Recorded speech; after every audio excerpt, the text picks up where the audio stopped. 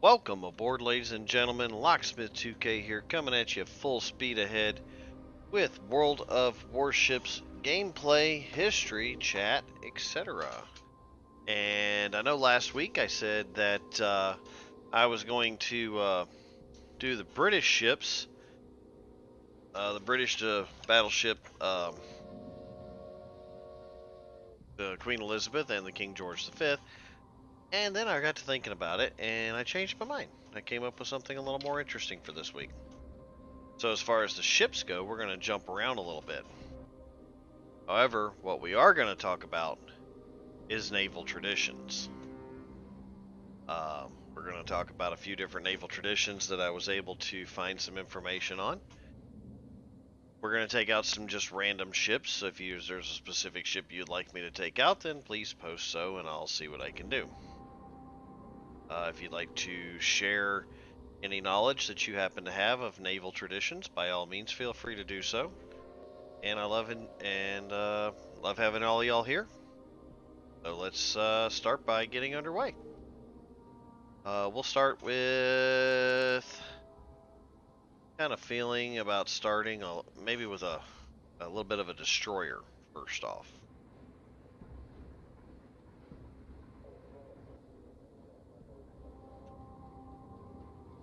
So while we get the nickels ready to go here,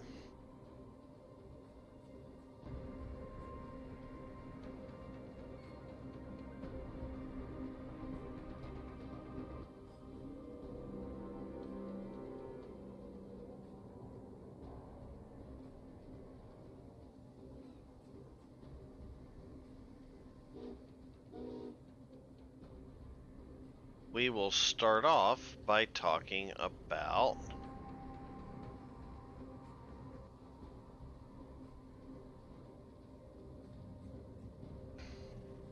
ship's bell and its significance.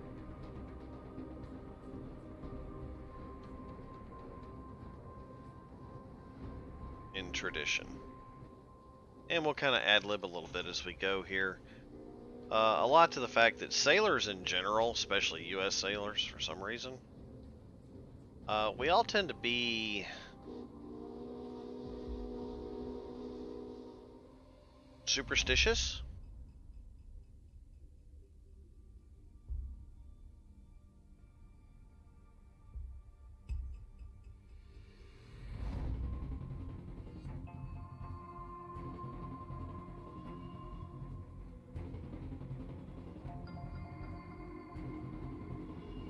So a lot of the things that we're going to talk about are actually steeped in a little bit of superstition.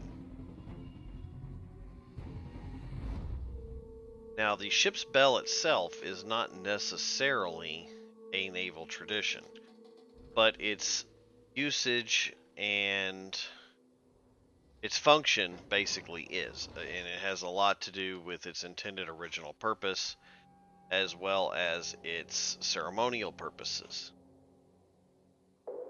So the ship's bell, let's see here,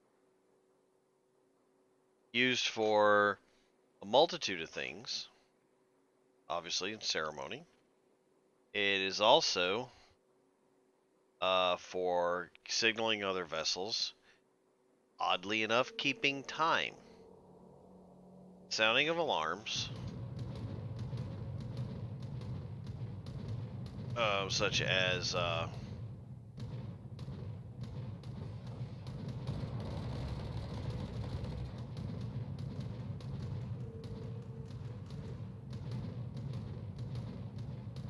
general quarters in the early days would have been sounded with the ship's bell. Now that wasn't very nice.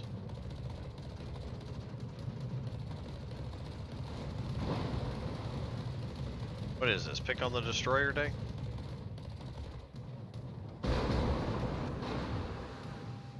Yeah, apparently it is.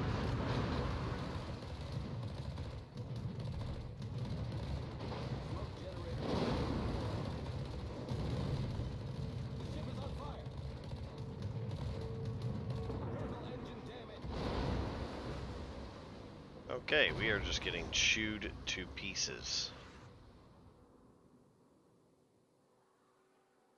But we're doing our job.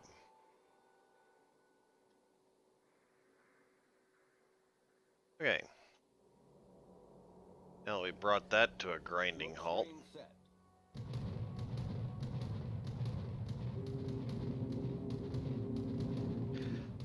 Part of how all this works, just to give you a little insight,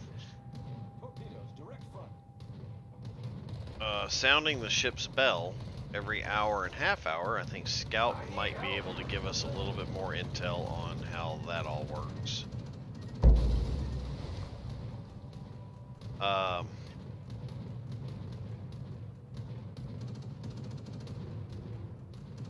Was actually done by a crew member whose job was to, wow,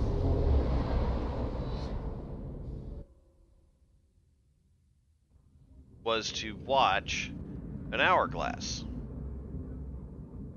And when the sand would run out, he would ring the bell, signaling that a half hour has taken place.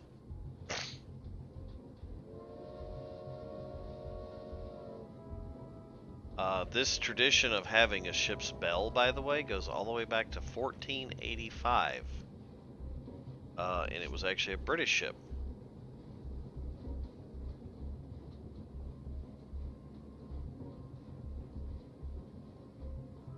It also is used to signal when important people come on or off the ship, such as the captain or any other high-ranking officer.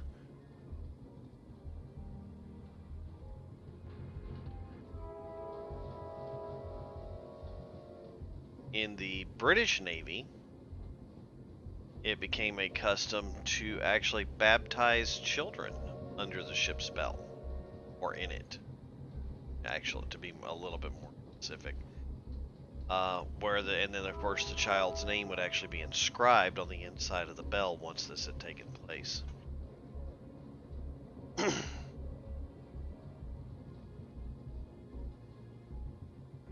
Yep, it was also used for getting married. I wasn't able to find a lot of stuff about that, but about the marriage side of it, but it was actually, I have heard it being used of that as well.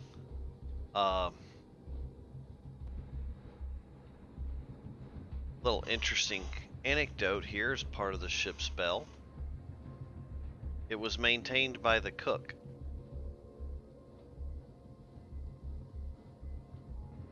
That's right.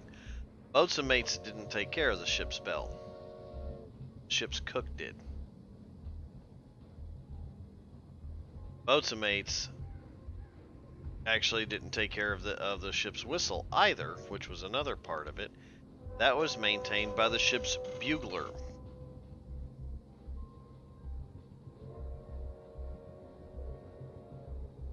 Nowadays, it is maintained by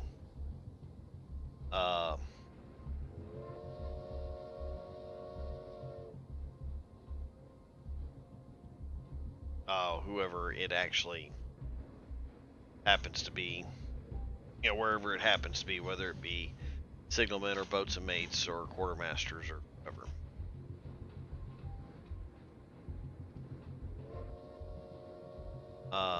All ship's bells, when a ship is decommissioned, are removed and are preserved.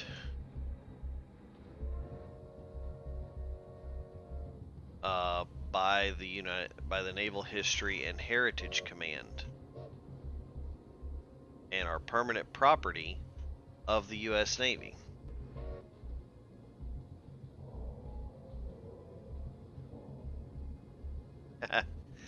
Yeah, but back then, we're talking back when ships were wood, it was the ship's bugler that had the whistle.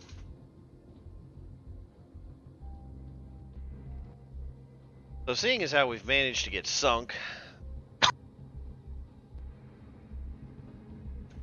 excuse me there, Uh, right off the bat, let's actually pay attention to a battle this time and see if we can't survive one. And you make it into naval battles this week? No. Ouch. And after we get a little bit of fighting done here with the Omaha, we will move over to our next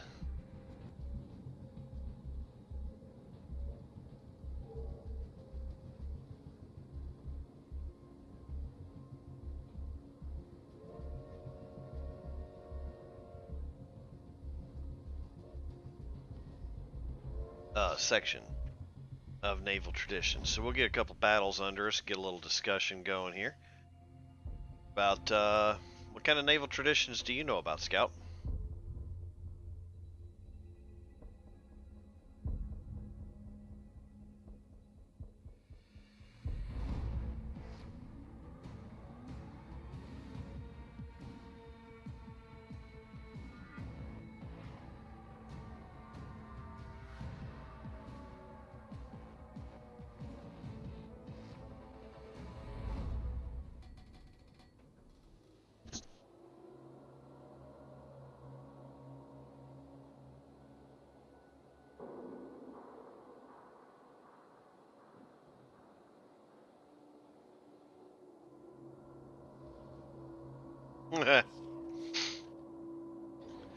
Good old birthday beatdowns. Stuff like that doesn't happen. You know, that never happens. We know this. Come on now, Scout. Ha. Yeah, I remember. I didn't get tied up in the boatswain locker. I did get tied up with a chain hoist once, but that's because I was leaving. Acknowledged.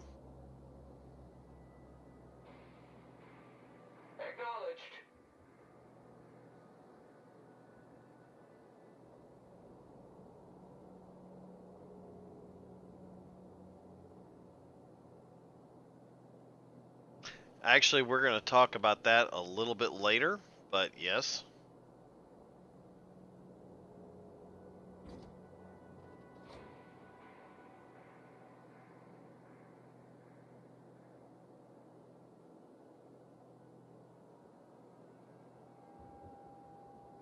I was kind of hoping that a couple of my shipmates would have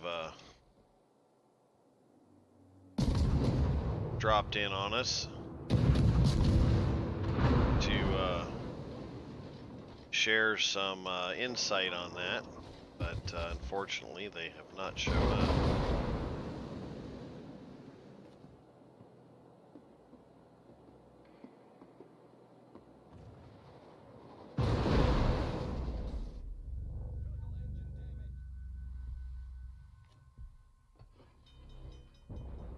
Well, shoot. I'm just not off to a good night tonight.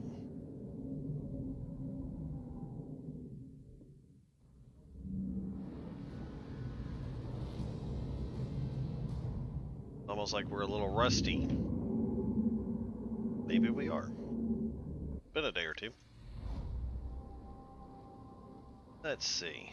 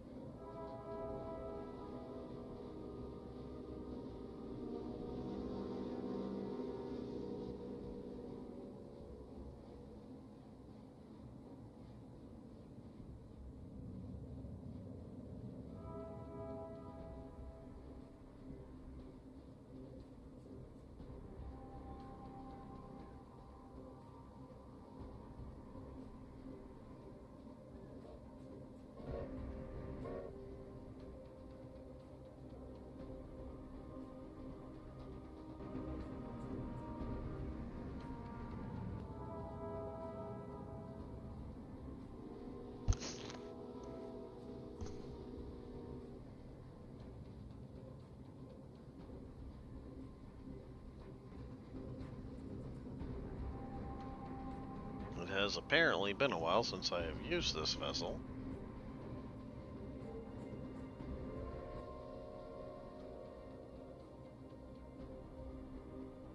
Alrighty.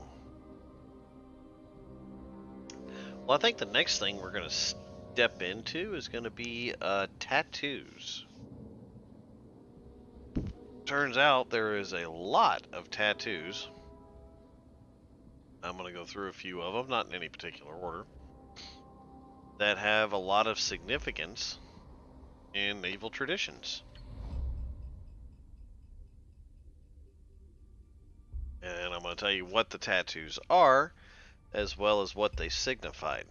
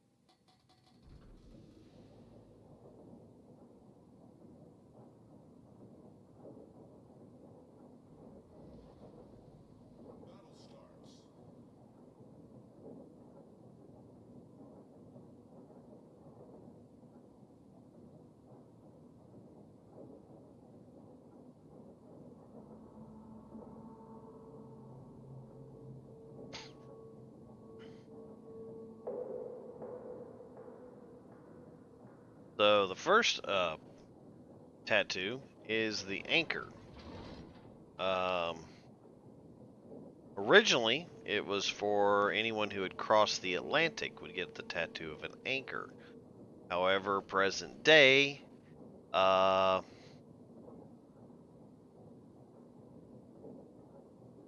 they kind of consider it nowadays to be like an initiation thing on your first liberty from boot camp to go get a tattoo of an anchor. I never actually got a tattoo of an anchor, but I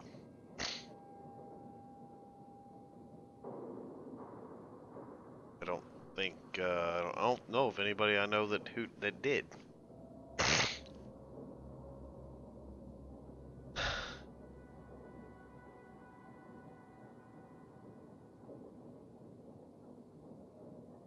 You have a tattoo of an anchor.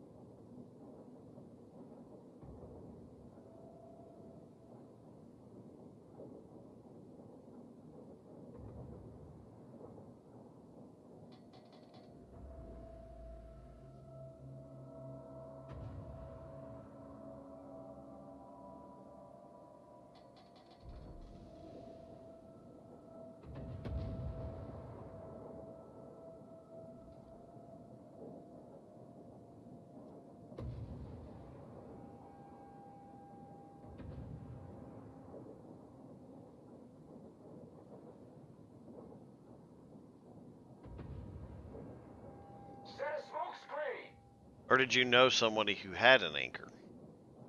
I didn't. Personally, I didn't.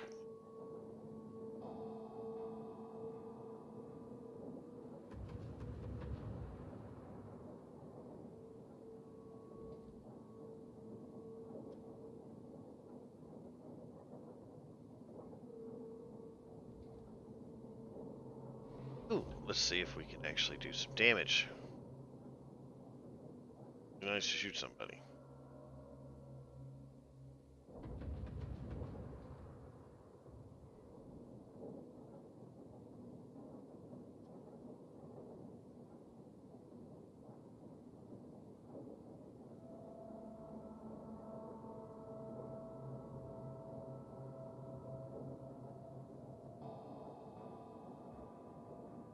Alright, another one. Ah. Okay, that's cool, Scout. Like I said, I just personally didn't know anybody. I knew some people had some other tattoos, and I think some of them might actually be on this list.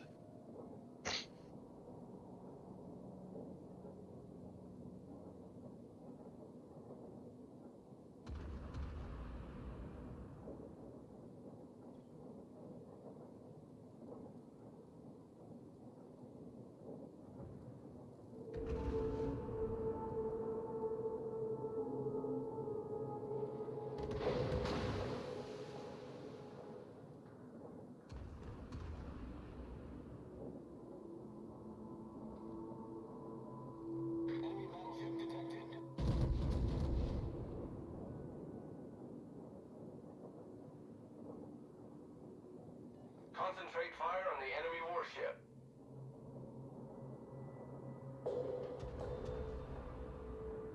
Alright, let's see. Right? We could count that, I guess. That was your initiation tattoo.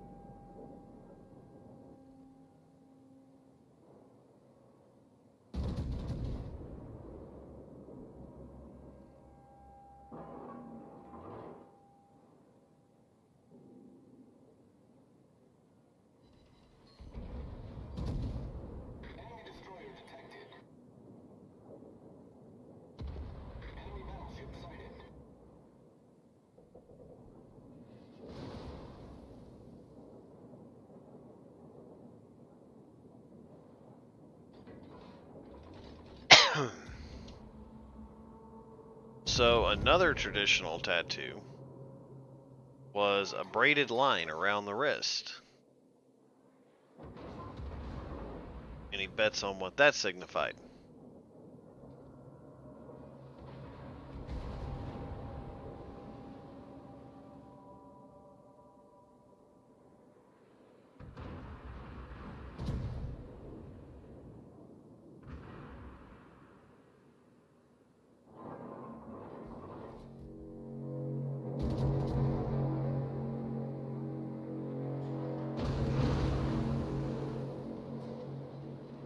The ship is on fire.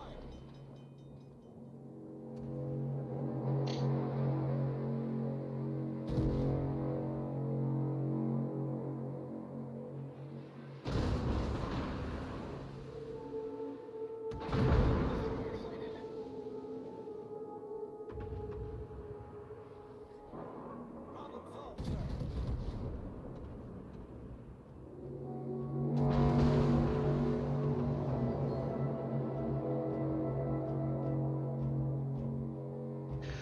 It was worn on the left wrist traditionally and signified a deck seaman, or deckhand, or boatswain mate.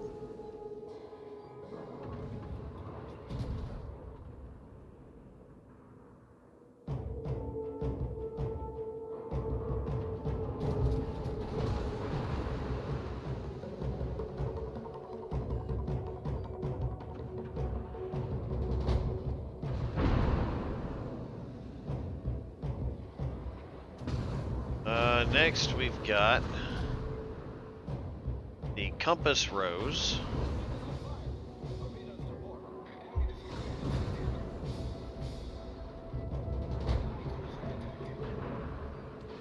All stations requesting fire on the designated target.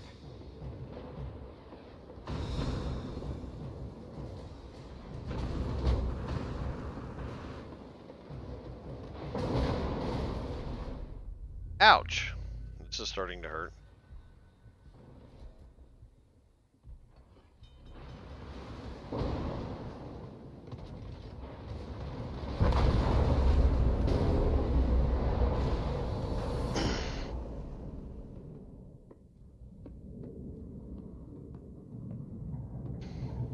The compass rose was worn so that a sailor could always find their way back to port.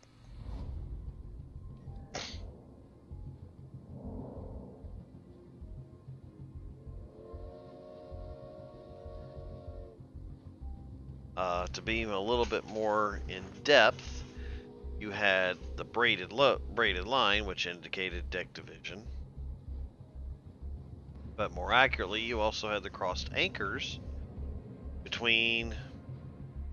on the web between the left thumb and forefinger, indicating boatswain mate.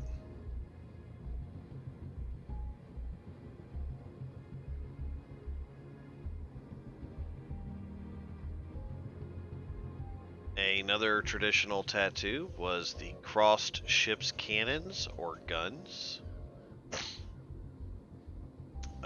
used to signify naval vice merchant service, and sometimes used in conjunction with U.S. Navy specific motifs.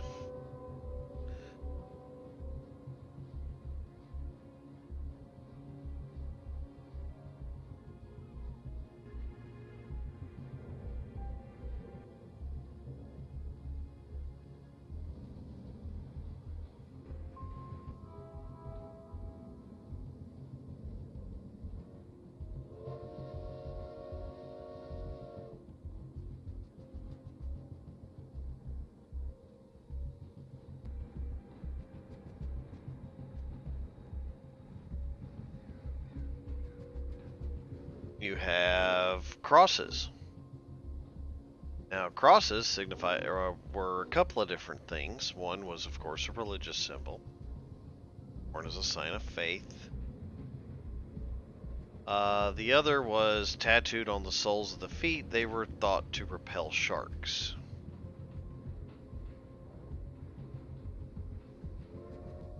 Interesting.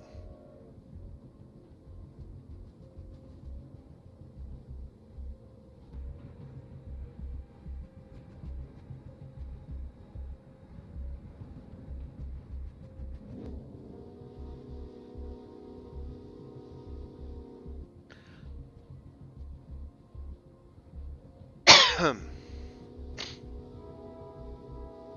have, let's see.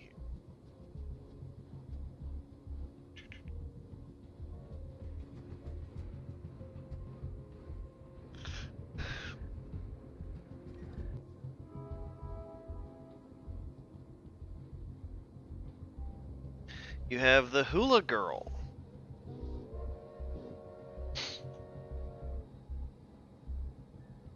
Was a symbol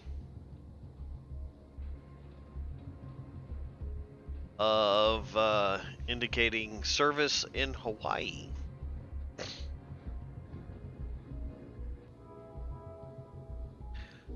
The words hold fast or shipmate tattooed across the knuckles so that they can be read from left to right while somebody's standing looking at you. Was thought to give you a firm grip on the ship's rigging. Help you have a firm grip on the rigging.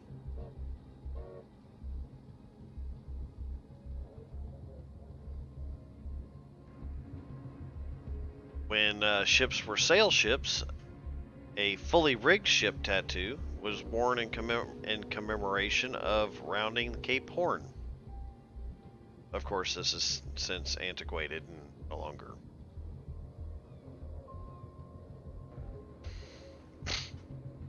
You have the Golden Dragon, which indicated crossing the international date line into the realm of the Golden Dragon, which is Asia.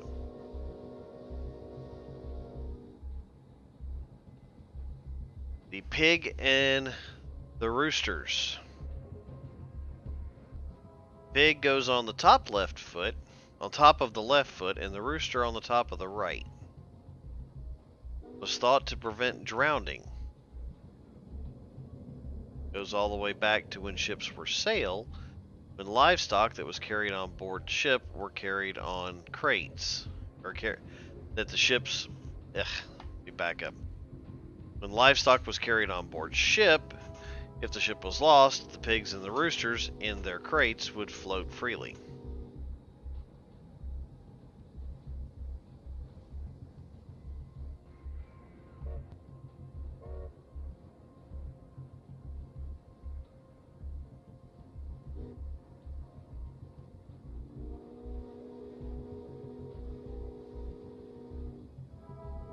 Oh, let's see. You got the shellback turtle. Indicates a sailor that has crossed the equator.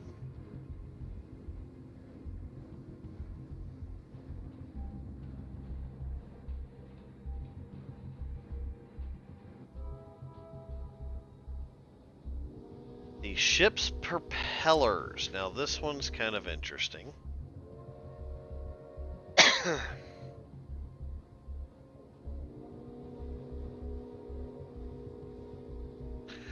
These would usually be tattooed, and there would be two of them. One on each buttock. Keep the bearer afloat and propel him or her back to their home and to their loved ones. I didn't get that tattoo either.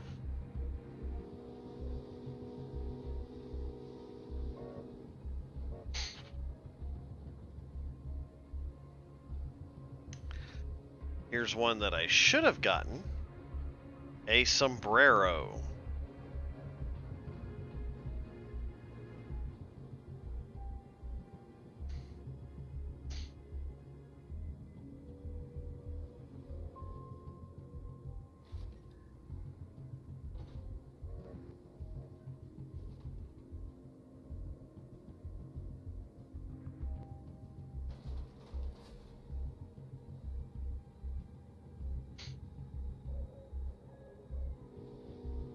Scout, you want to take a stab at what the sombrero means?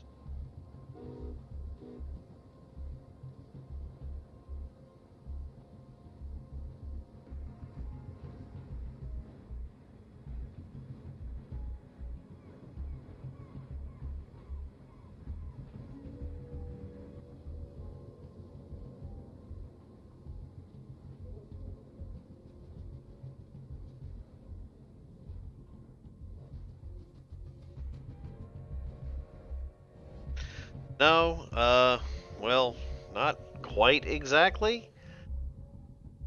Often shown worn by a girl, indicated service on ships homeported in San Pedro, Terminal Island, Los Angeles, or San Diego prior to World War II.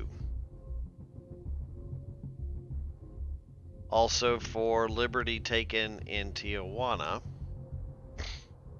or participation in interwar Central and Southern American cruisers. So, yeah. We need to get tattoos of sombreros. Just saying.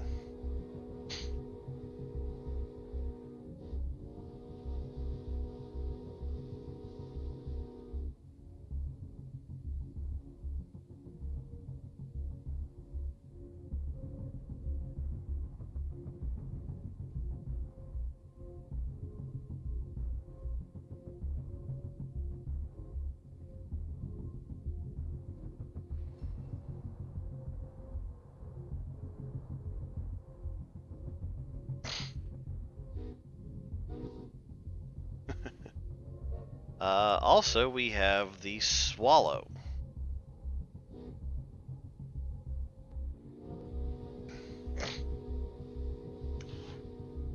Every time a sailor would travel 5,000 nautical miles underway, they would get a tattoo of a swallow.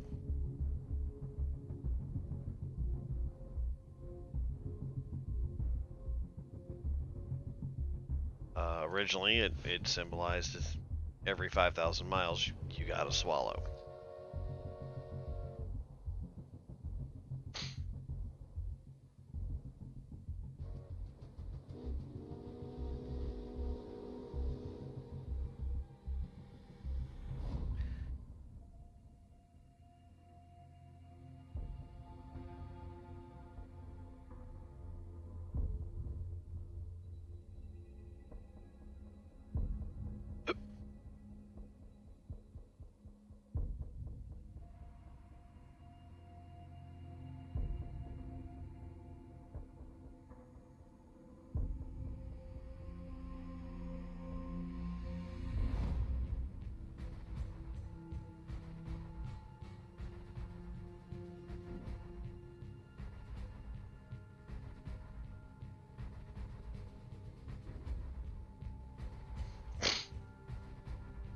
Alright, so let's get underway on the Dallas. Now, I haven't used this ship a whole lot, so we're going to see what this thing's all about. I believe this is a light cruiser.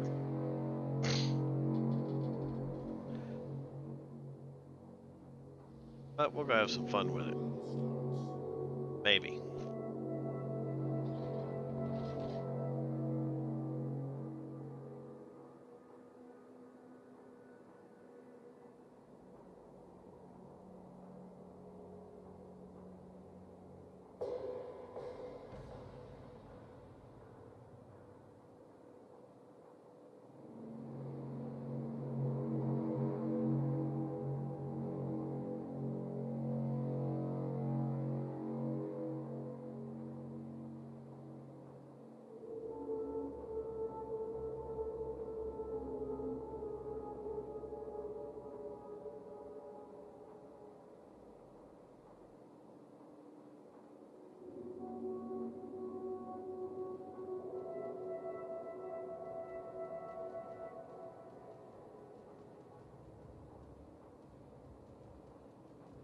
I need intelligence data.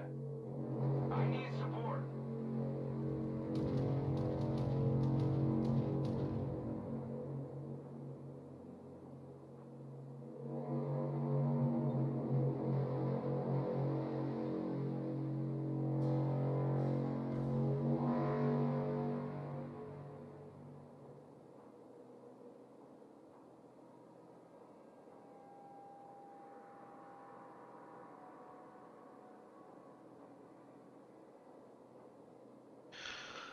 Alright.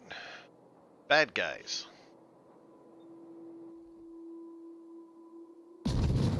Shot from the hip, see if we actually make contact. Yeah! Lost. Oh, we missed. Try again. And surprise! Hi there. Oh, just missed.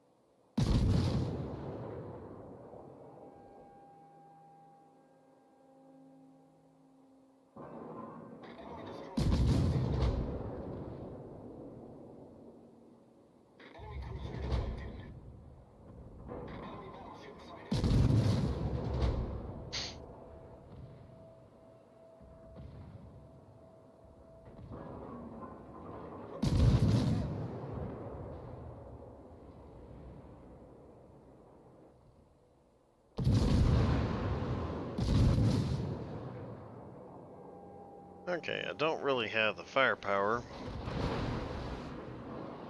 Go toe to toe with the Massachusetts here.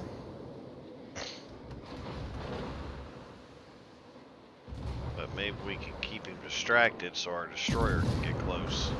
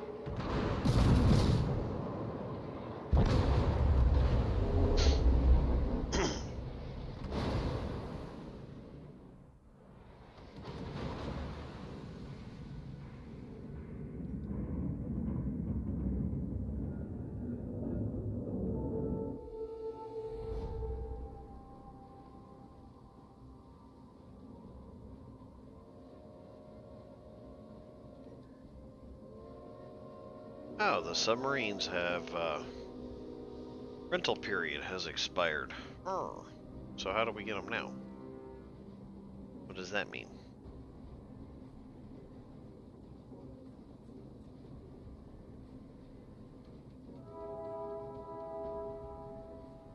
We not get submarines anymore? Can we not get submarines?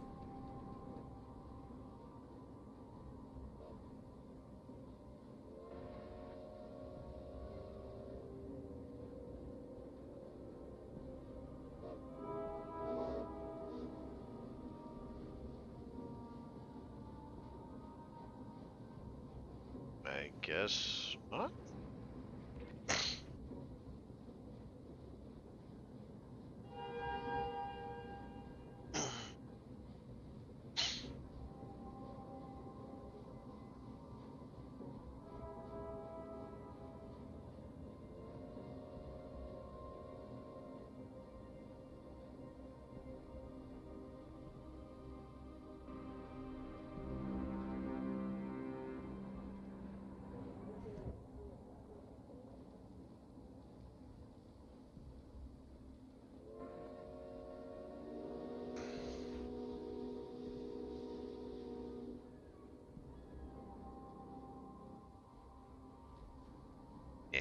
I'll take that out.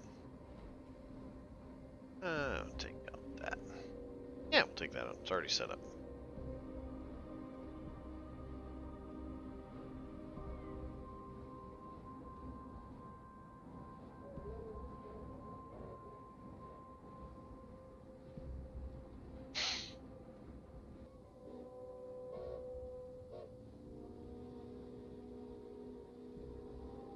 So, we have covered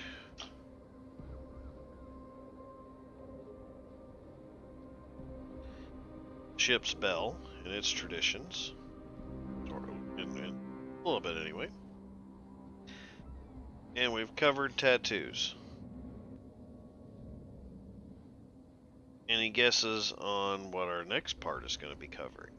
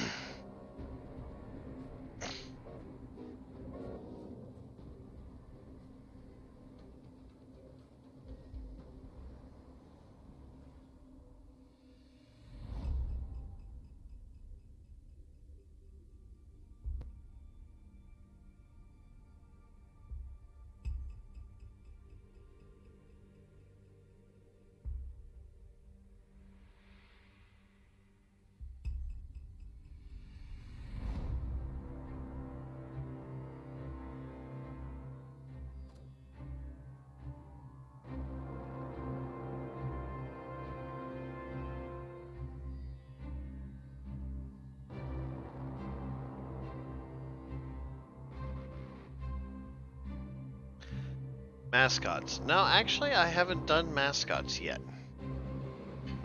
That's going to be probably next week, I think. Throw some mascots in.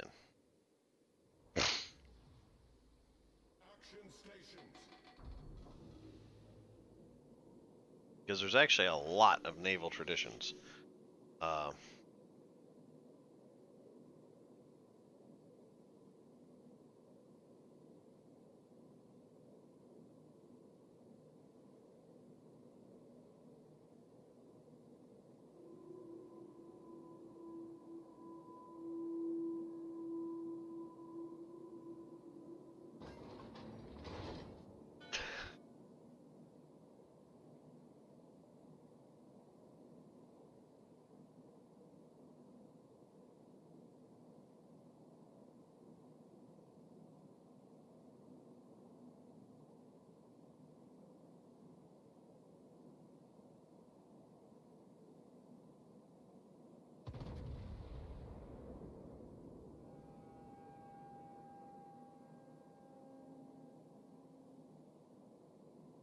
Good luck, everyone.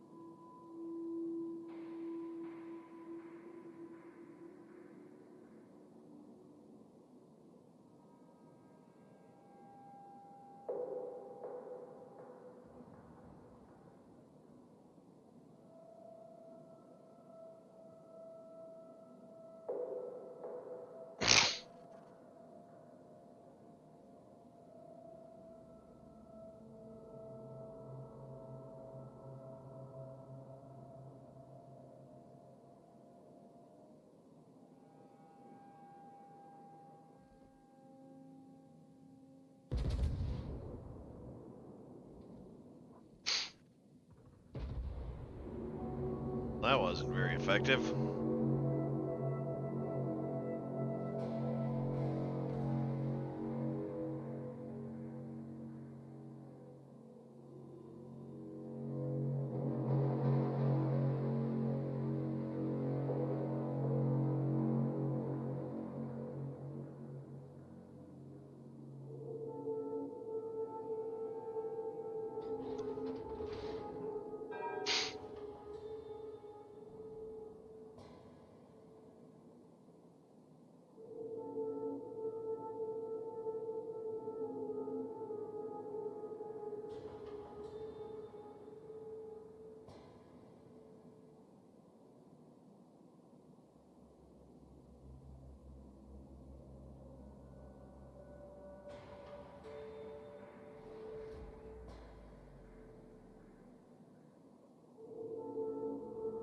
Thank you.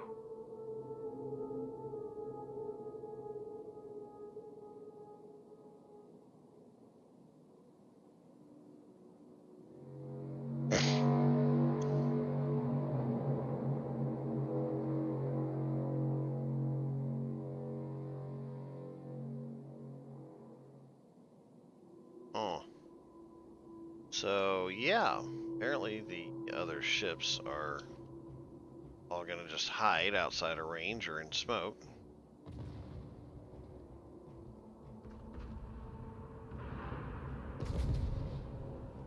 Enemy cruiser sighted. Enemy destroyer detected.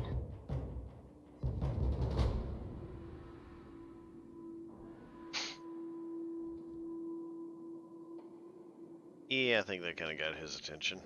He's moving at least. In other words, yes, we can see you.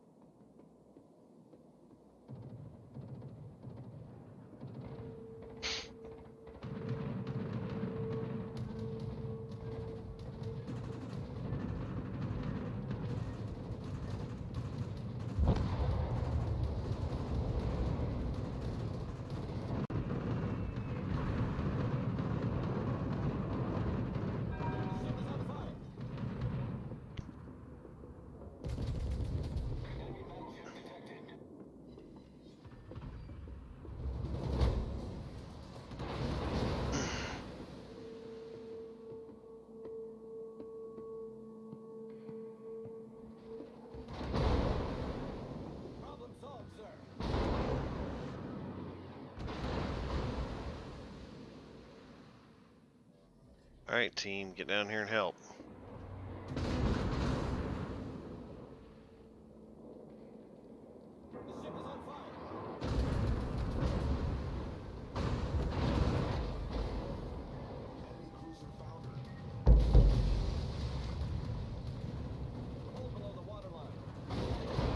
Yeah.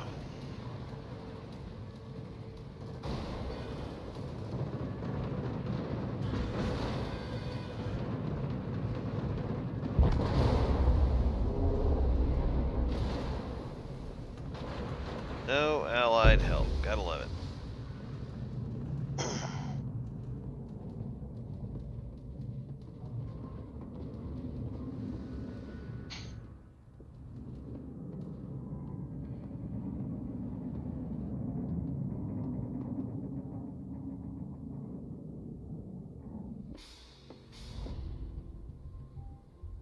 Ooh, we actually won the battle with the Dallas. Cool. Let's see.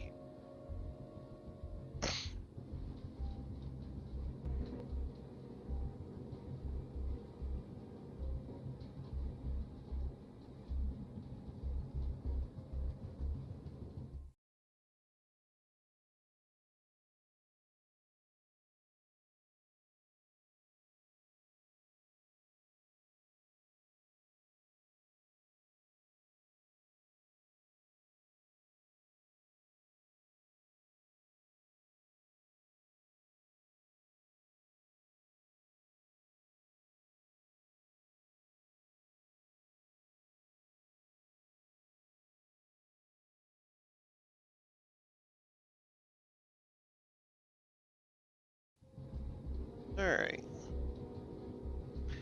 So, our next and basically last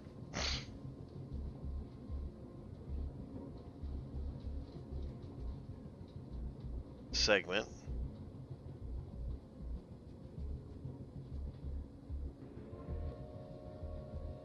of our naval traditions for this week, is certificates. Now, certificates are nothing really more than I love me wall decorations, but some of them are quite entertaining. Some of them actually have a lot of tradition that goes behind them. And some of them are just, you want to face palm, palm your face and just shake your head.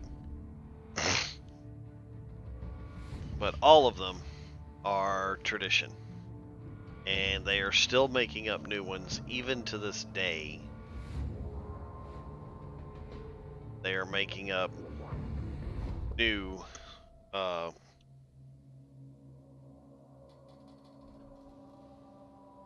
certificates.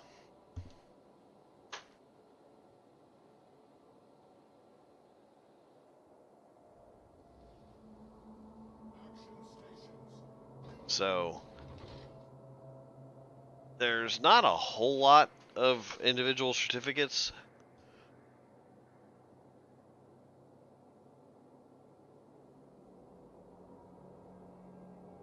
But the most notable ones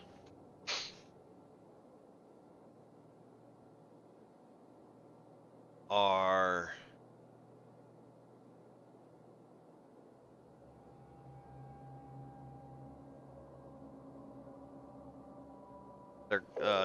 they use a lot of them use many different names. We'll touch on all that as we go here. We'll start with Antarctic Circle, which is 6632 latitude, south latitude, also known as the Royal Domain of the Penguin, Frozen Stiff, or Red Nose.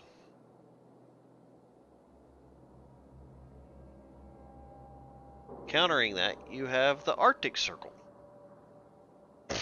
also known as the Northern Domain of the Polar Bear, or Blue Nose.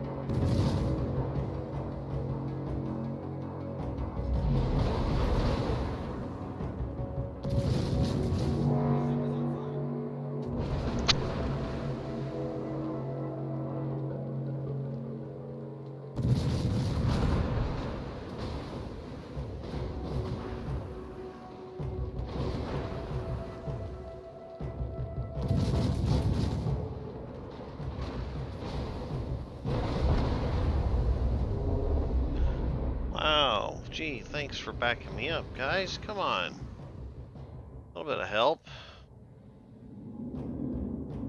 Let's see, where we leave off. Blue Nose. Okay.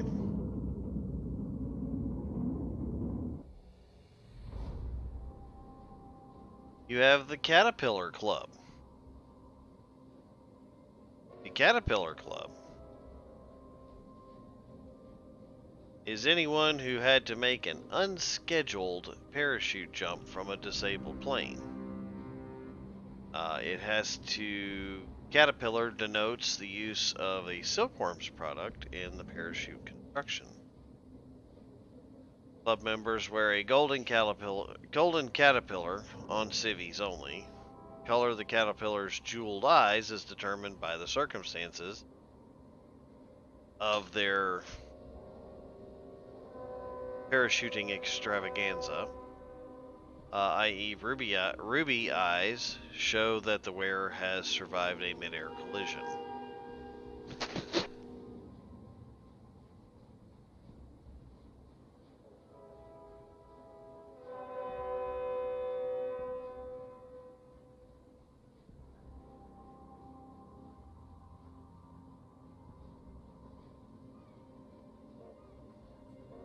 Next, you have the Century Club.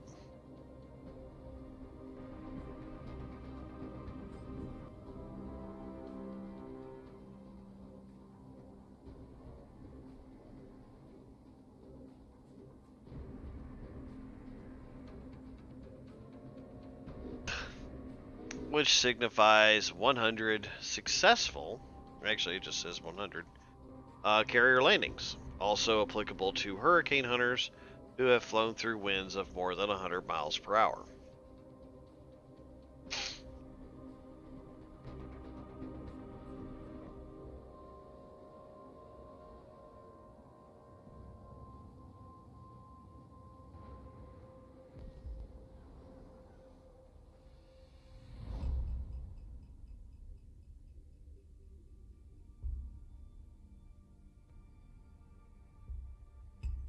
Then you also have the Double Centurion, which is 200 carrier landings.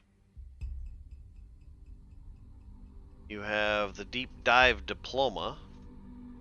I'm assuming this is a Submariner thing. It symbolizes first dives, as well as their last dive.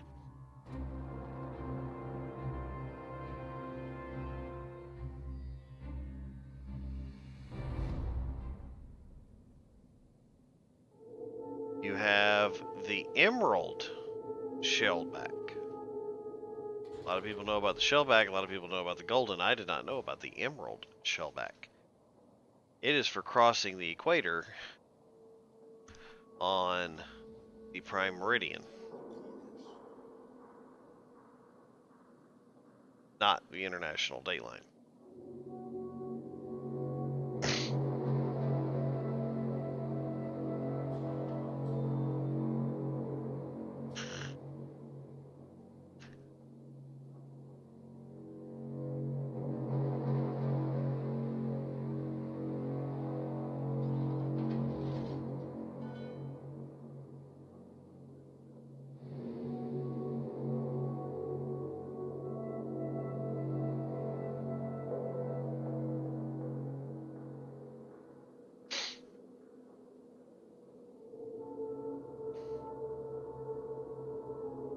Wow, 5 Iowas in one battle. Holy cow. Interesting. Frozen Stiff. Now, we touched on this one earlier. Members who have crossed the Antarctic Circle.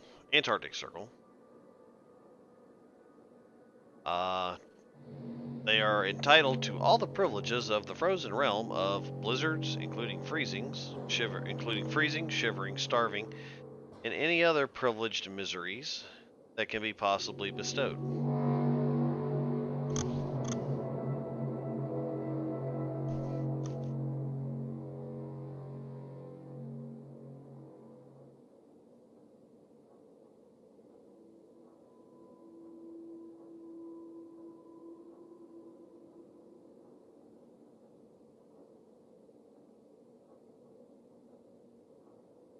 You have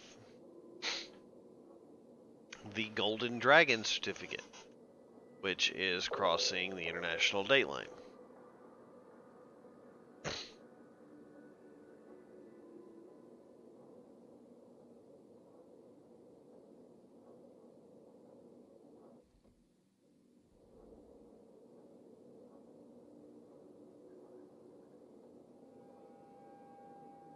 So we're going to sail the Iowa for a little bit here, and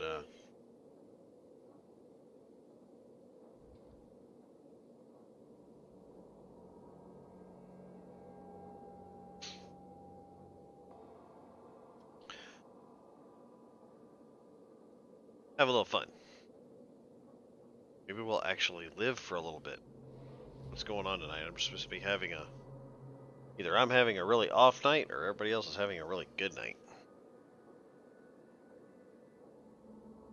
I'm getting kills, I just ain't staying alive.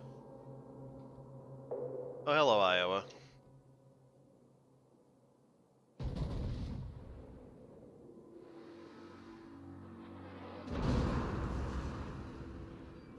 Oh, Alaska, don't act like you were invisible. I saw you the whole time.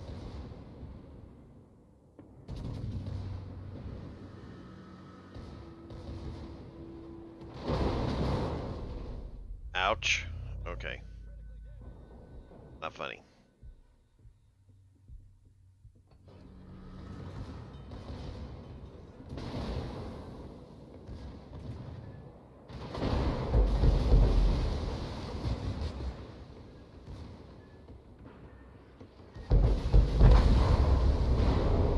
Well played.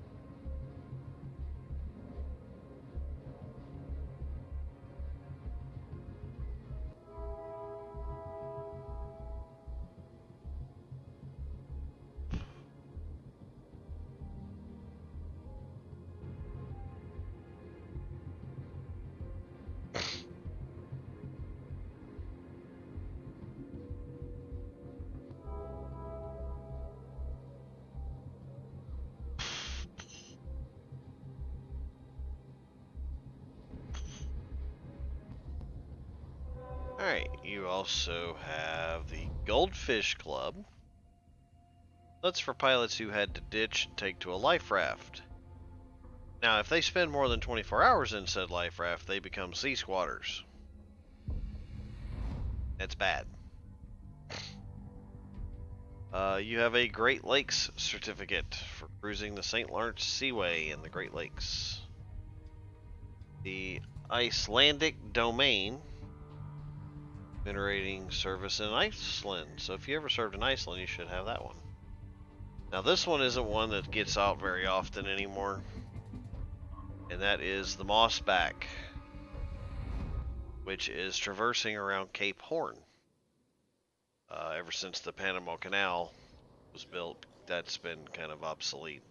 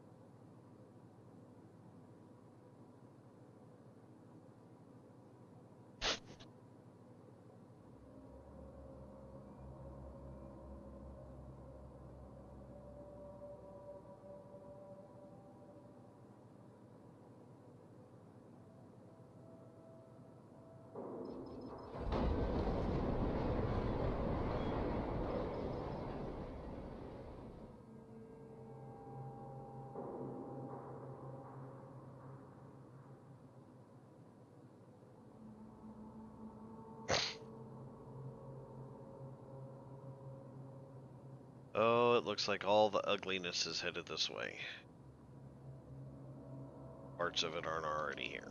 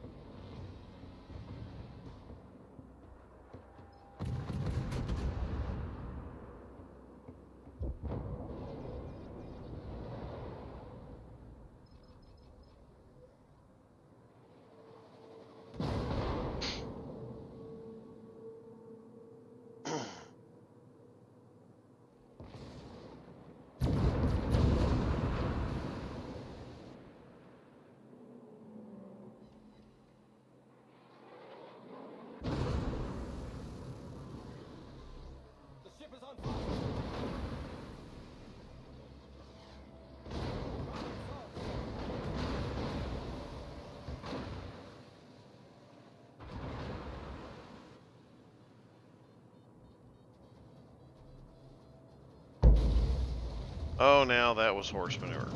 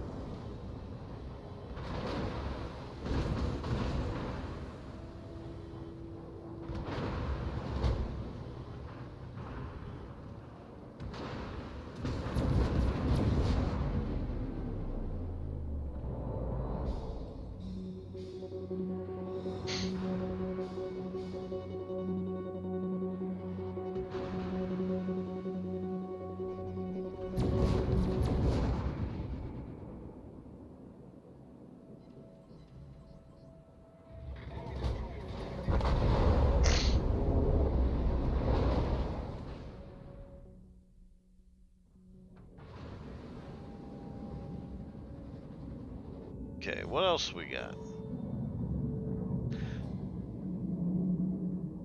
We have the Order of Magellan.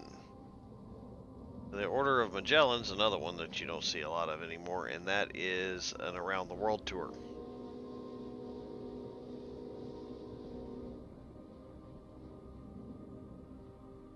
You have the Order of the Ditch, which I have, which is transiting the Panama Canal.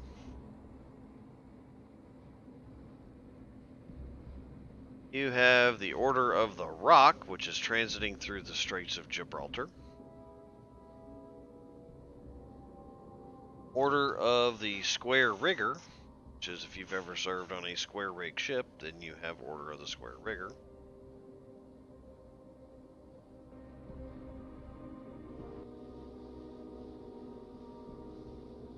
Let's see.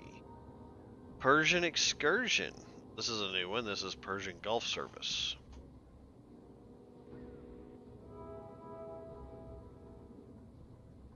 Plank owners, which is anyone who is commissioning a ship. You're a plank owner.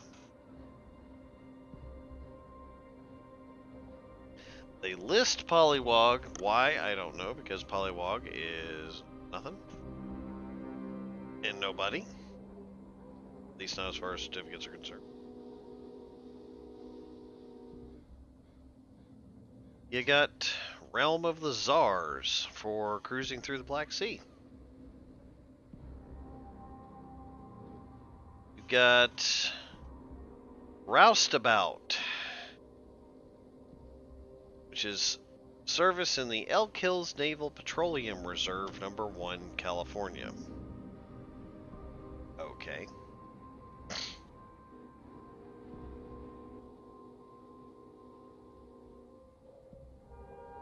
For those who served during Operation Crossroads in 1946, they got the Royal Experiment of Guinea Pigs at Bikini Atoll. For those of you who did not know what Operation Crossroads was, that was the nuclear test conducted at Bikini Atoll at the tail end of World War II.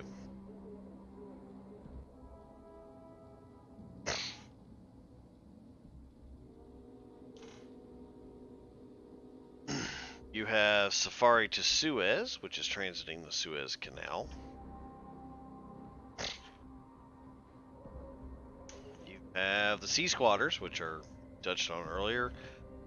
People who take to a life raft and spend at least 24 hours in said life raft. Shellback, which is crossing the equator. You got the Spanish Main, cruising the Caribbean.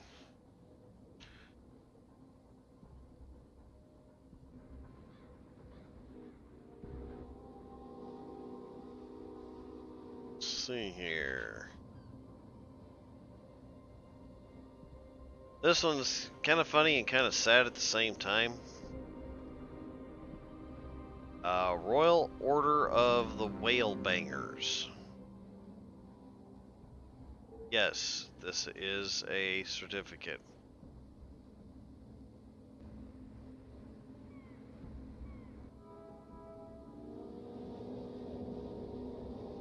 It is for crew members who have accidentally fired at a whale unfortunately thinking it was a submarine. It's kind of funny and kind of sad.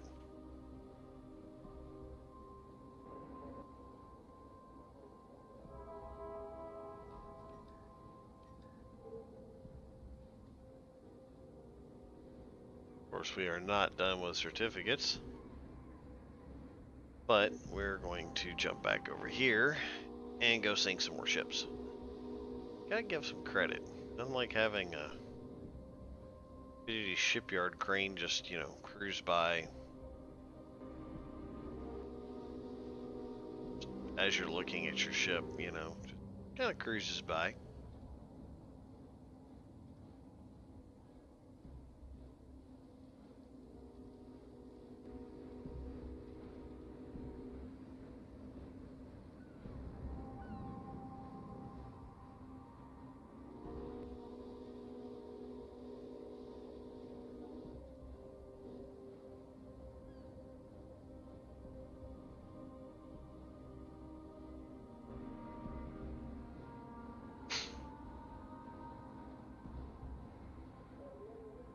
Alright.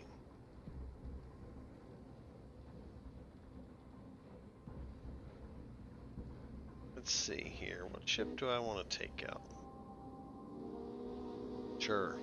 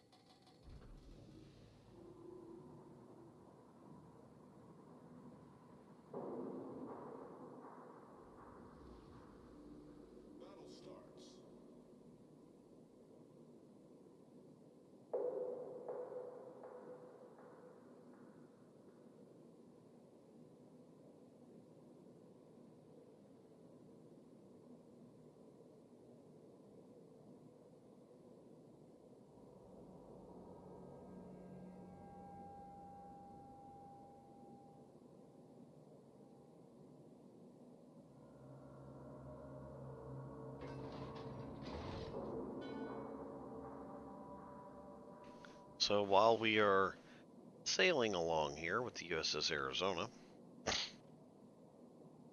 figured we're talking about traditions, why not?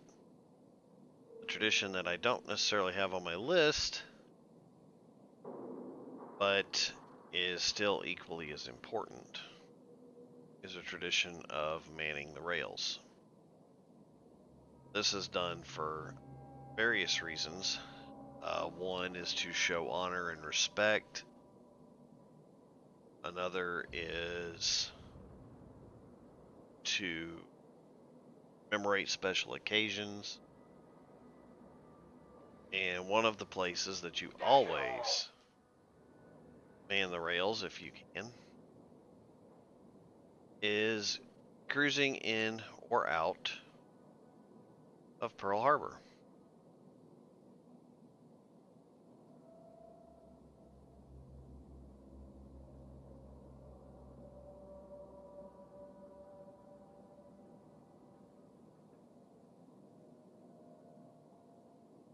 Requesting assistance. Affirmative.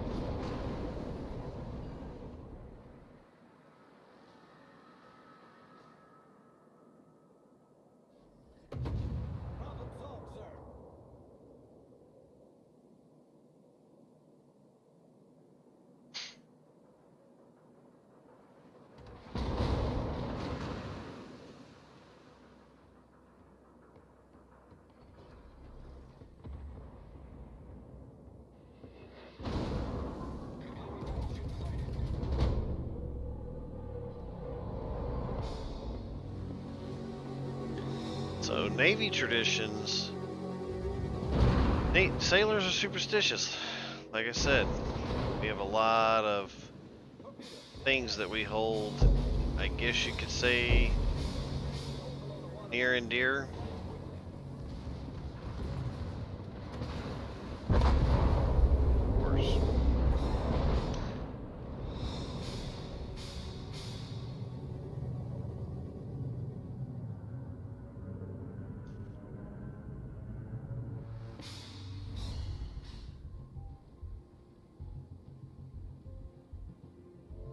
So we've got one last certificate that we are going to discuss. And we're going to move on to our next segment.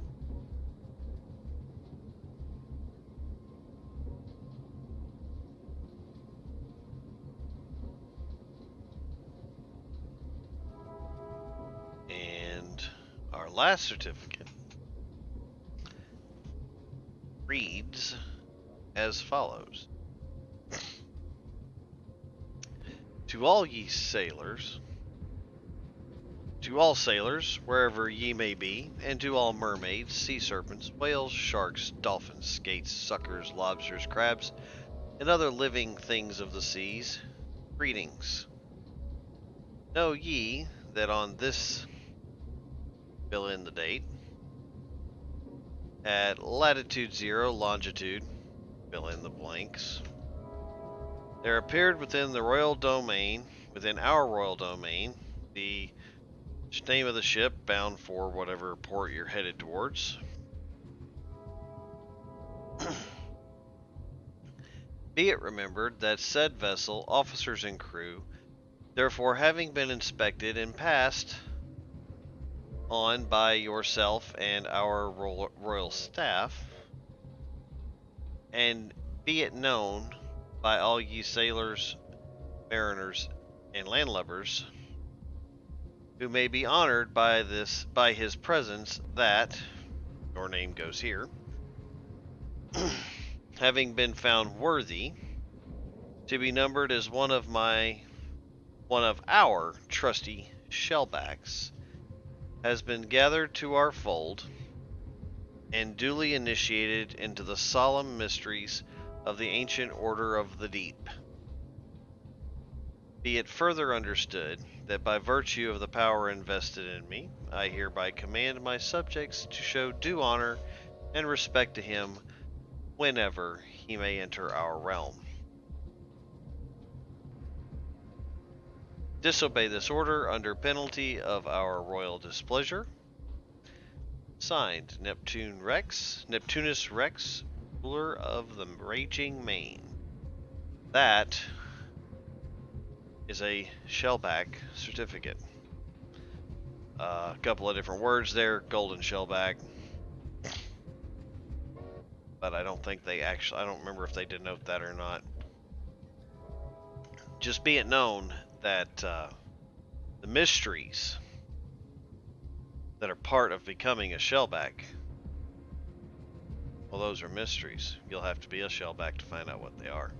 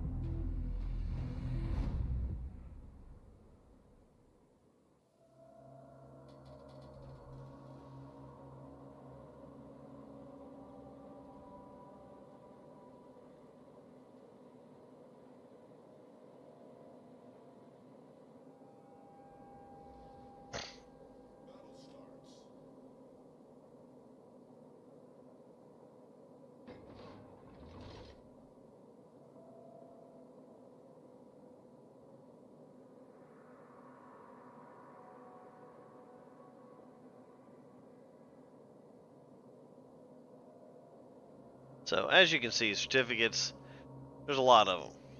There's a lot of interesting certificates there. They all symbolize different things, and there's a lot of sailors that honestly would love to have piles of those things just so they can have walls covered in them.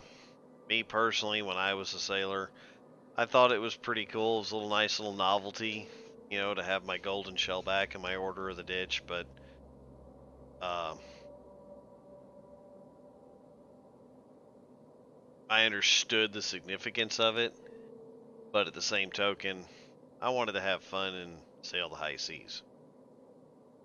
Certificate or not, I would do it again. I had fun doing it then.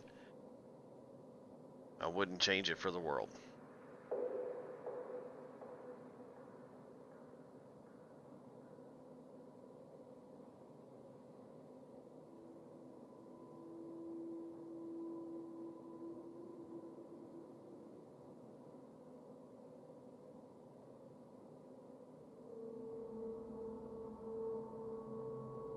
So I see that I have a couple of people over in YouTube watching. Welcome aboard, and nice to have you on board. Feel free to join chat.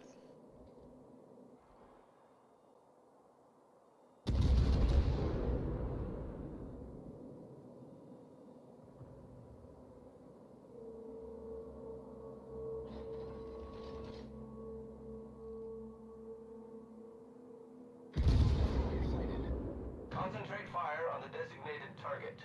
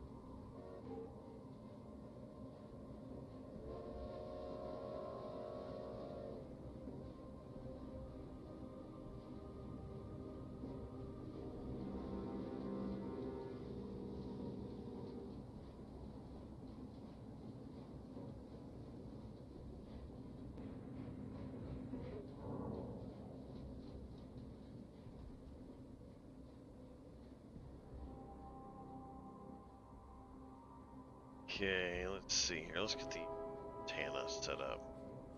Used the Montana in a while. Kind of feel like I need to take it out.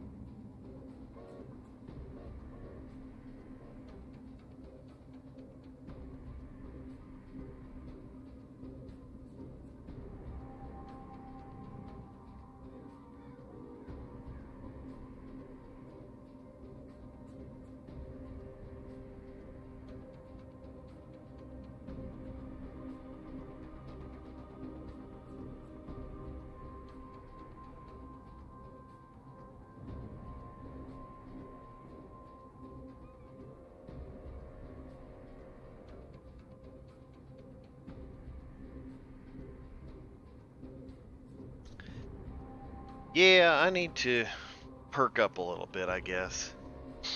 I kind of get lost in what I'm doing and forget where I'm at. So, we're going to take the Montana out. We got her set up here, looks like. Oh, wait, no, we don't.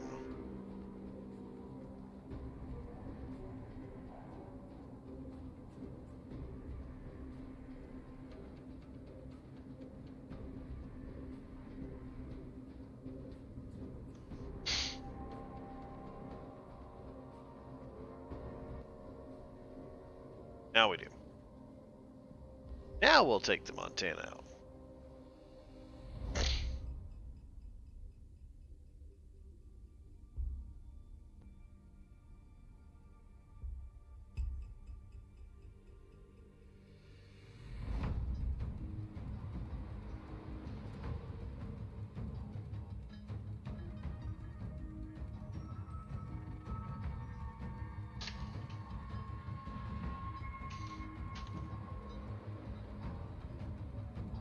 So, Scout Naval Traditions. Is there anything that you can think of to add to the list here? I do have at least one more thing, but I'm going to keep everybody in suspense for a little bit.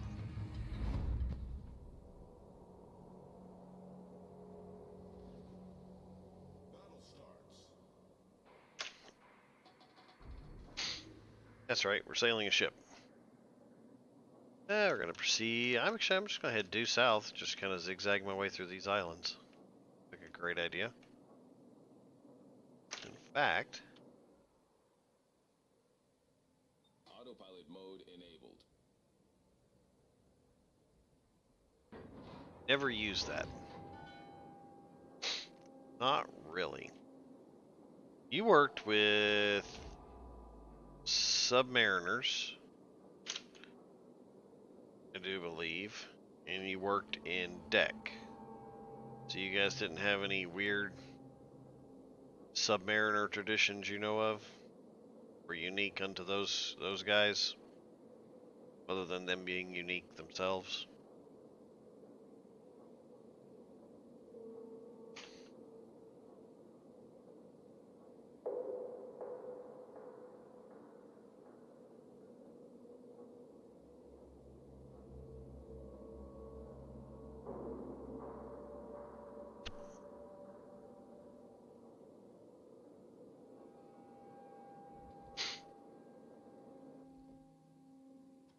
Enemy battleship sighted.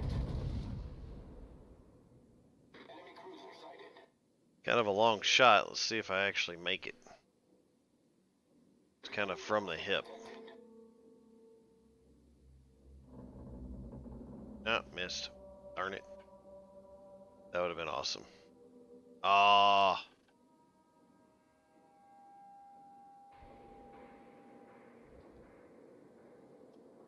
Oh, it's the Ohio. Nice.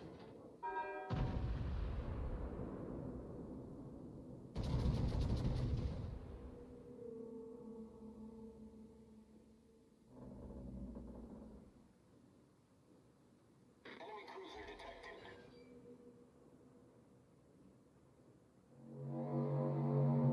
Enemy battleship sighted. Enemy cruiser detected. Enemy destroyer detected.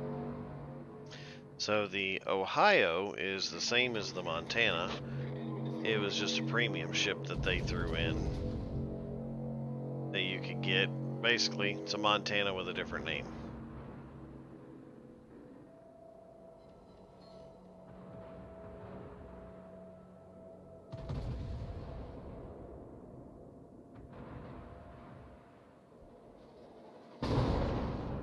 Enemy battleship detected.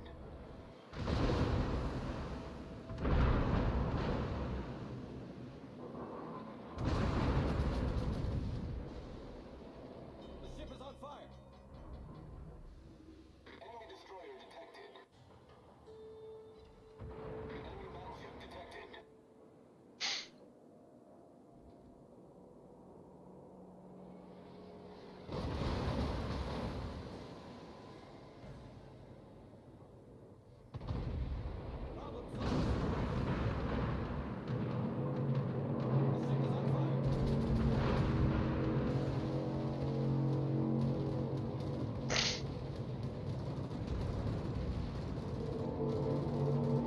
The paint color tradition. Are you referring to the Great White Fleet?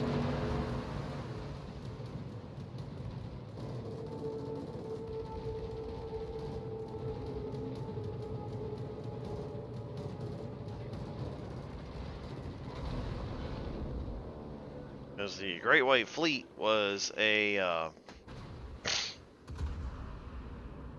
peacetime color scheme of the Navy. The different shades of gray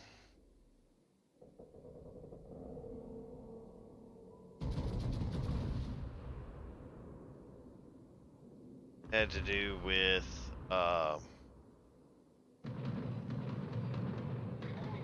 just being All stations. the general paint job. Strategic target.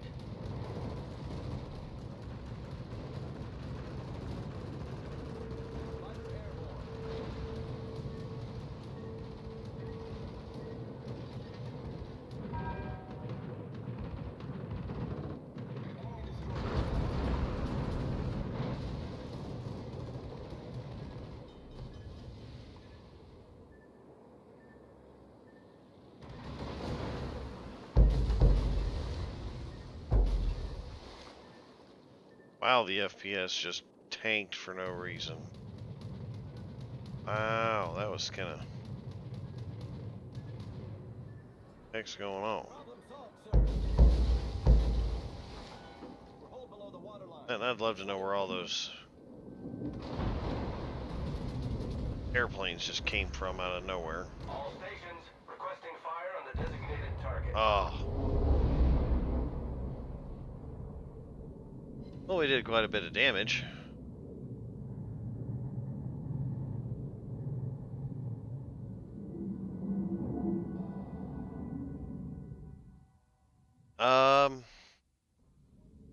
Not sure if there's anything to the navy gray, haze gray, deck gray. I know you had the dazzle paint jobs that were used in World War II, but those were camouflage. And I don't believe the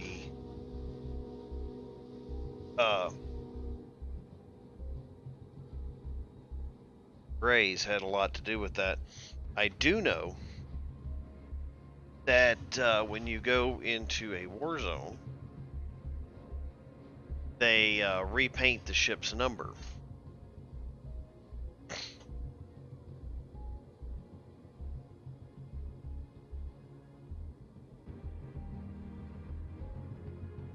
And that the number itself is not actually painted on the ship.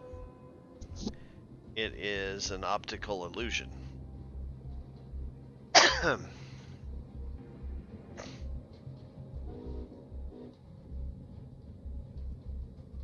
Oops, where I wanted to go.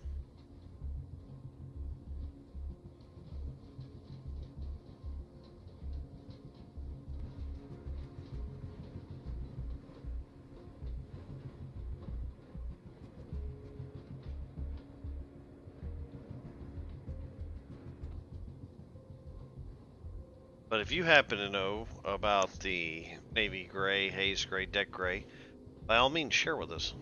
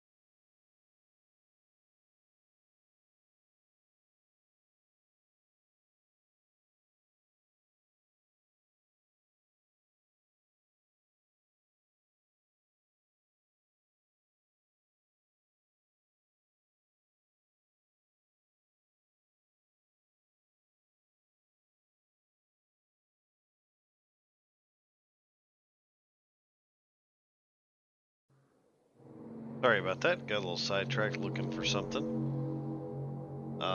As part of our tale of our stream today.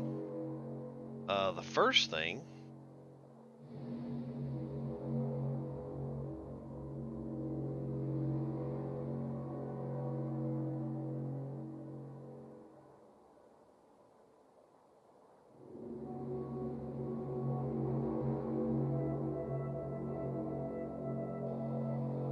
and one of them is a rather new kind of tradition, meaning since I was in the Navy.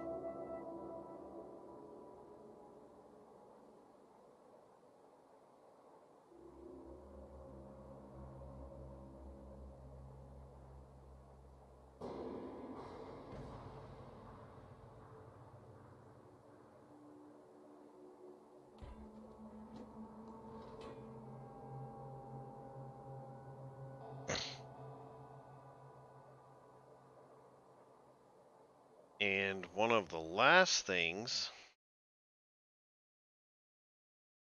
that we are going to bring up is Sailor's Creed. Now, it is my understanding that Sailor's Creed has not been around very long. How on earth am I detected? Wow. I'm on a destroyer. Shouldn't be getting detected that quick.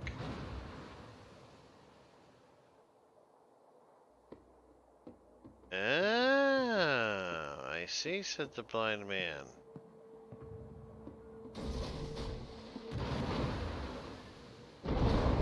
Horse manure.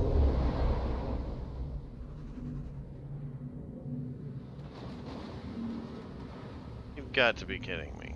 Really? Thought they did away with that.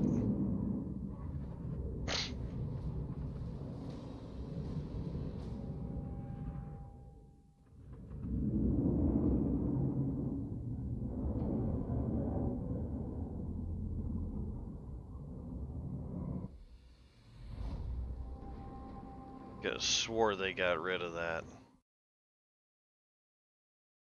Alright.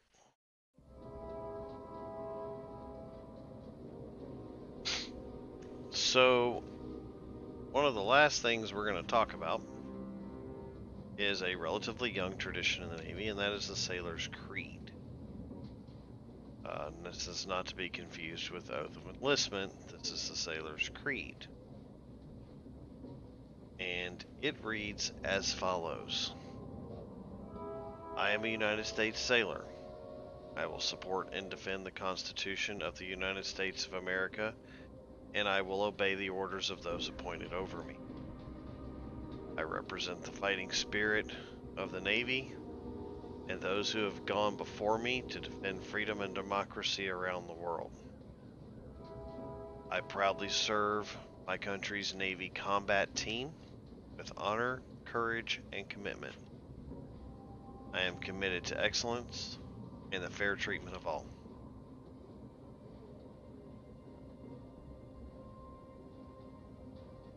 It's roughly my understanding that, and I could go back and look and get exact dates, but the Sailor's Creed, as it is written there,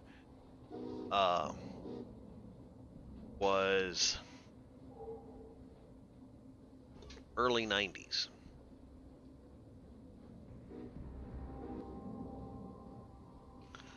Still holds true today. We have a container.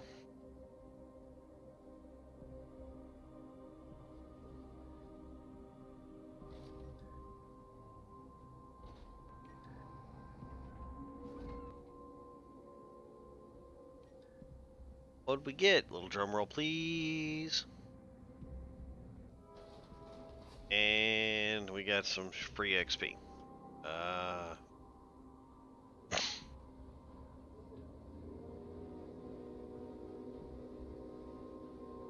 And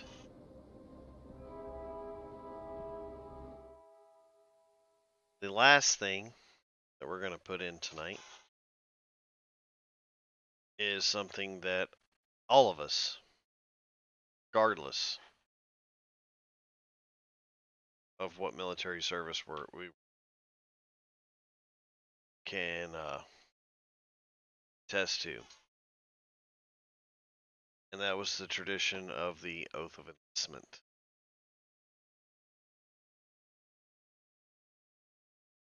And I'm not going to read the Oath of Enlistment because anyone who has served in the military knows the Oath of Enlistment.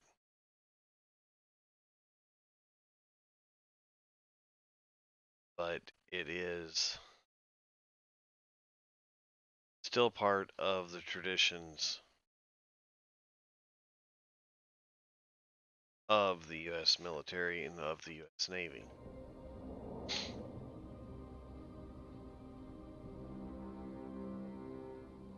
So, naval traditions. So we had some strange tattoos. We had some cool tattoos. We had some strange certificates. And some historical facts of the ship's bell and ship's whistle. And there are more naval traditions beyond this, believe me. Maybe in the future we will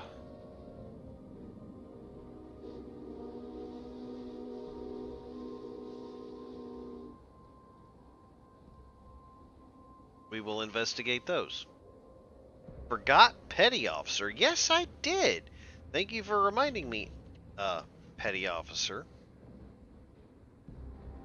I'm assuming you are talking about the tacking on of a crow.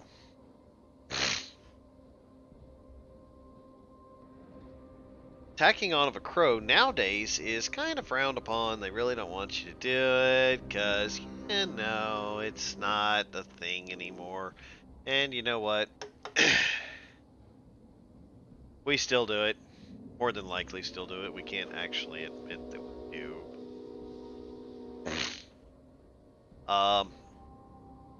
What tacking on the crow means is when you are awarded the rank of petty officer, the eagle with the chevron is known as a crow. And back in the day, they were held on, and when I say back in the day, I mean back in the day. Once again, ships were wood, men were steel. Back in the day. They were held on to the uniform by a type of glue. And it was a tradition that a newly frocked petty officer who had received his fresh shiny new crow on his uniform, that people would slap or punch said crow to tack it in place or to ensure that the glue really got pressed into it good so it wouldn't fly away.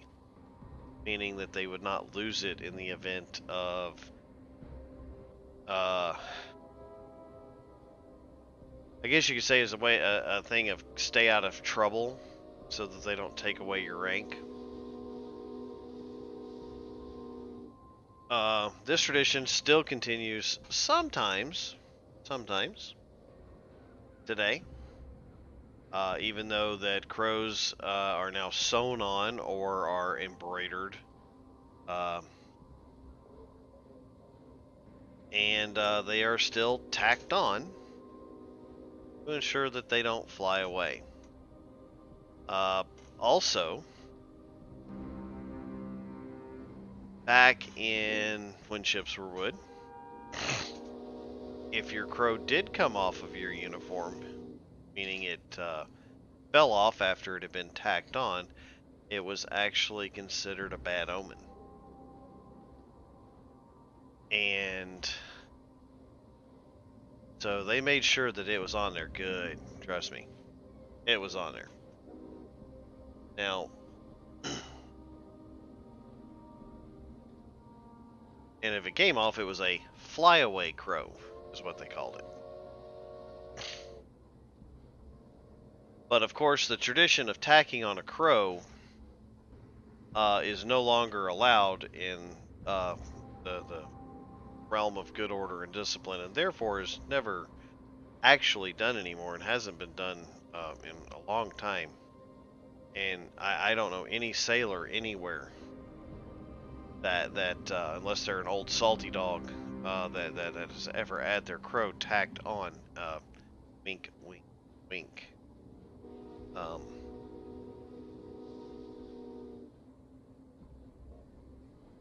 Because you know those things just don't happen.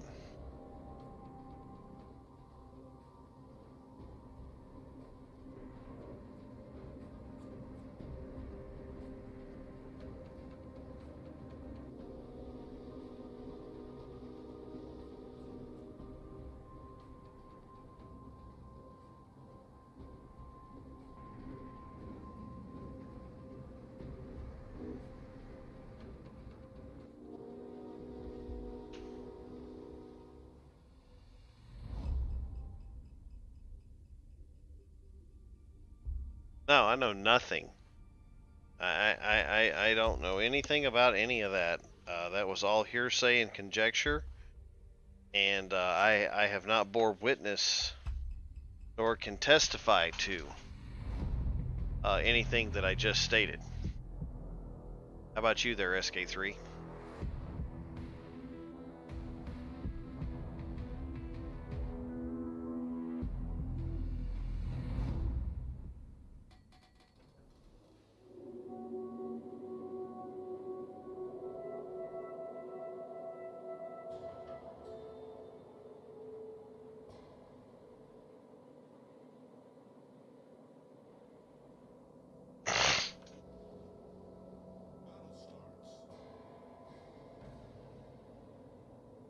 I just know the historical significance of the statement or action.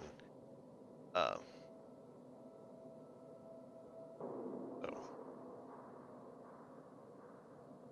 But this is going to be our last ship for tonight. This is the Buffalo. It's a heavy cruiser, tier 9. We're going to take this out. Probably get shot to pieces again, like every other thing we've done tonight. What?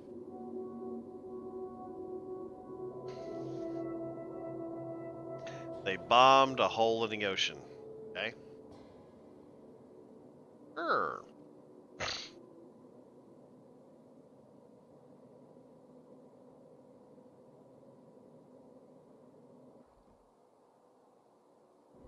That thing is cruising. That thing move.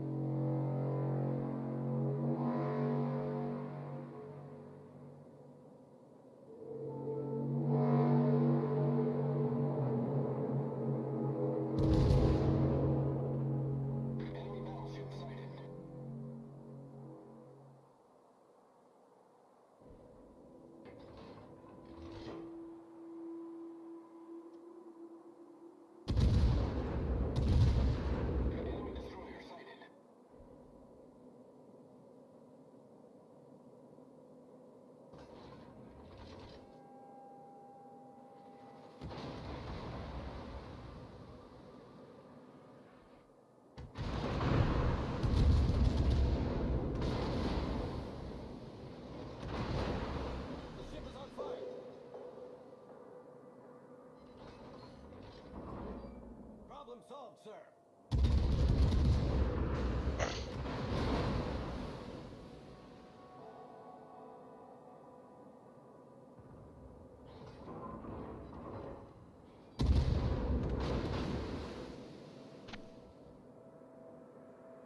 So all in all, there's a lot of really cool little things the Navy does. And I'm sure every branch has similar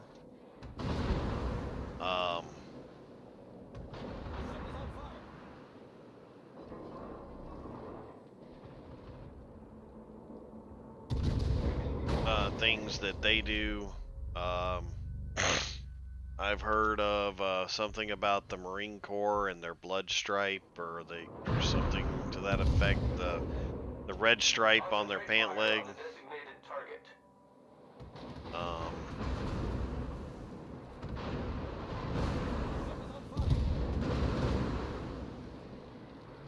I can't swear to it because I wasn't in the Marines, so I don't actually know.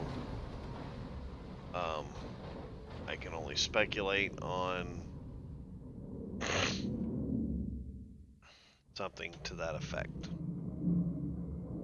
So,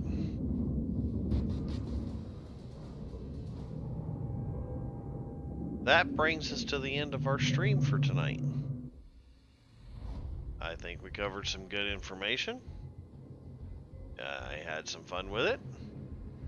I hope everybody else did.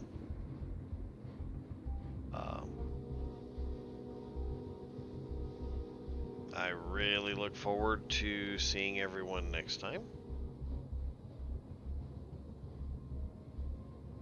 I see that we have someone else that's just popped online.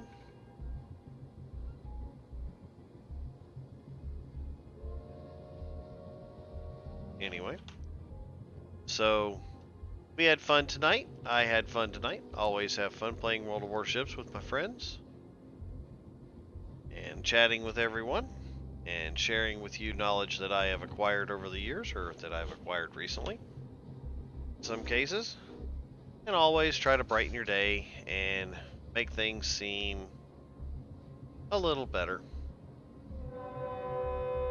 So ladies and gentlemen, we're going to wrap up on that note. Stay safe out there wherever you are. And keep a weather eye on the horizon for us. We've got big things coming soon. Or more things coming soon. And next week we'll be getting underway and maybe we'll do some ship history. If we can find some good ship history, which I'm pretty sure I can. So, ladies and gentlemen, keep a weather eye on the horizon for us. And this is Locksmith 2K saying fair winds, following seas. Good night.